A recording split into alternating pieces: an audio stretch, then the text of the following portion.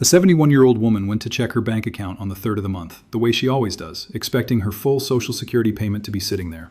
It wasn't. A chunk of it was simply gone. Money she needed for groceries and her electric bill, quietly pulled out by the federal government before it ever reached her. And here's the part that will make your blood boil. It wasn't for anything she did this year. It was for a student loan from decades ago, one she barely remembered, that the government decided to start collecting on again. She got almost no warning. And starting this summer, she is not going to be alone. The machine that does this was switched off for a while. Now it's being switched back on, and about 452,000 Americans, most of them retirees on a fixed income, are first in line. Stay with me, because I'm going to show you exactly who gets hit, how much they can legally take, and the one move that can stop it cold, even after the letter shows up. Welcome back to where we tell you what's coming for your money before it lands, not after. Quick thing before we dig in. If you or someone you love is carrying a federal student loan into retirement, type the word default and your state in the comments right now. I want to see with my own eyes how many of us this quietly touches, because I promise you, it's a lot more than anybody admits. Let me tell you what's actually going on, in plain English, because the news made it sound like paperwork, and it is not paperwork. It's your check. For years, the government could reach into your Social Security and take a slice to pay off an old federal student loan you'd fallen behind on. They do it through something called the Treasury Offset Program. Think of it as a hand that reaches in before your money ever gets to you. During the pandemic and after, that hand was tied behind the government's back. Collections were paused, then paused again at the start of this year. But that pause is ending. As the new federal repayment system rolls out in the middle of 2026, the offsets are set to come back. And the first people in line are folks already retired and living on that monthly check. Let me put dates on it so it's real and not just a vibe. Collections got frozen back in 2020. Then, at the start of this year, the Education Department hit pause again while it built a brand new repayment plan, the one launching on July 1st. That's the actual reason for the delay, not mercy, logistics. Once the new system is running, the offsets are cleared to switch back on, and those letters go back in the mail. And that first wave, the roughly 452,000 people, skews old on purpose.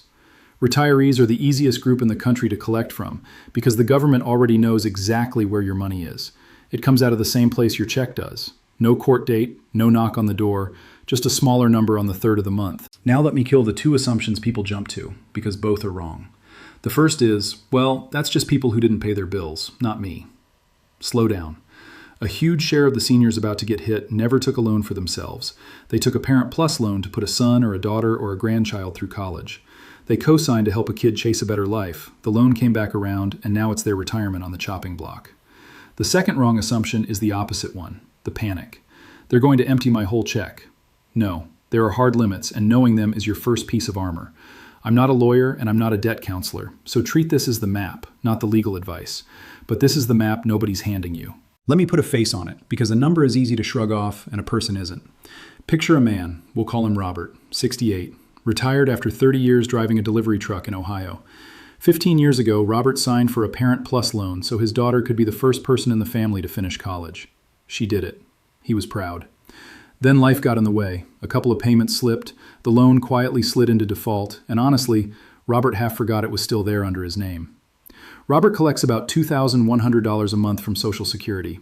That's his whole world. Now the government can take 15% of it, roughly $315, every single month, over a loan he took on out of love for his kid. That's his prescription money. That's his half of the rent. And here's what stings the most. Robert had defenses the entire time. Real ones. Nobody told him they existed until the money was already walking out the door. Now, exactly how much can they take? This matters, so let it sink in. When they garnish Social Security for a defaulted federal student loan, they can take up to 15% of your monthly benefit. But there's a floor. They cannot take you below $750 a month. That $750 is protected no matter what. Picture a real check. Say you get $2,000 a month. 15% of that is $300, gone, every single month, until that old debt is settled. $300. For a lot of you watching, that's the grocery budget. That's the copay money. That's the difference between a hard month and an impossible one. And it can start with a single letter you might not even open. Find your own number right now, because it's different for everyone. On a $1,500 check, 15% is $225 a month. On a $2,000 check, it's $300. On a $2,500 check, $375. Do the math on your own check in your head this second. Whatever that number is, that's what's sitting on the table. The only thing standing between that number and your bank account is whether you know the moves I'm about to give you. And here's how the hit actually arrives, so you can see it coming. Before they take a single dollar, the Treasury is supposed to mail you a notice, usually around 65 days ahead of time. It's a plain government envelope. It looks like every other piece of mail you'd toss without a second thought. Inside, it names the debt, the amount, and your right to fight it. That envelope is the single most important piece of mail you will get all year, and it is designed to look like the least important. Make a rule for the rest of this year. Open every government letter, every single one. And here's the part that really gets under my skin. Your Social Security is protected from almost everybody on earth. A credit card company can't touch it. A hospital can't garnish it. A regular debt collector can take you to court and still walk away empty-handed because that money is shielded by law. But the federal government quietly wrote itself an exception. For a federal student loan, Uncle Sam can reach into the one check that's supposed to be untouchable, the check you paid into for a lifetime of work, and help himself to a slice. The exact same dollars every private collector in America is legally blocked from taking. Let that sit for a second. Let me ask you something, and I want a real answer down in the comments. Should the government be allowed to reach into a retiree's Social Security check at all to collect on a student loan? Type never if you think a person's Social Security should be untouchable. Type if they owe if you think a debt is a debt. I'm going to read these because this is the argument nobody in Washington wants to have out loud. Here's the good news, and it's real, so hold on to it.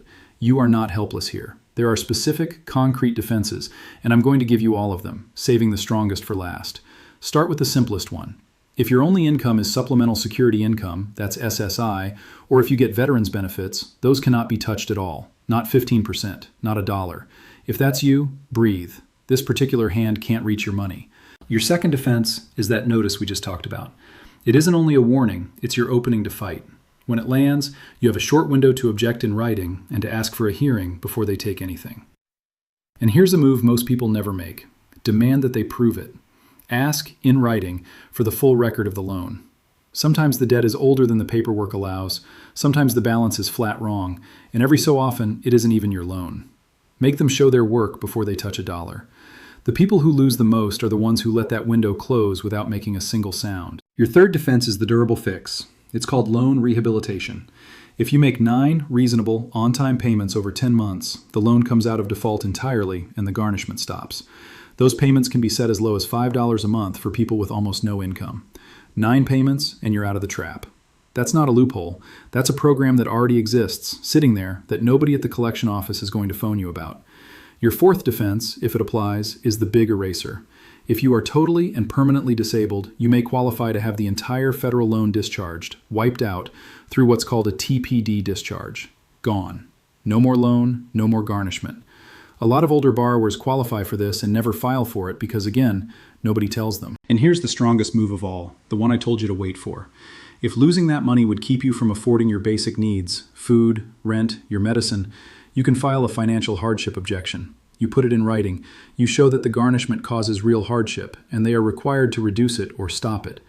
This is the one that protects the person living check to check, and it is the most underused tool in the whole system.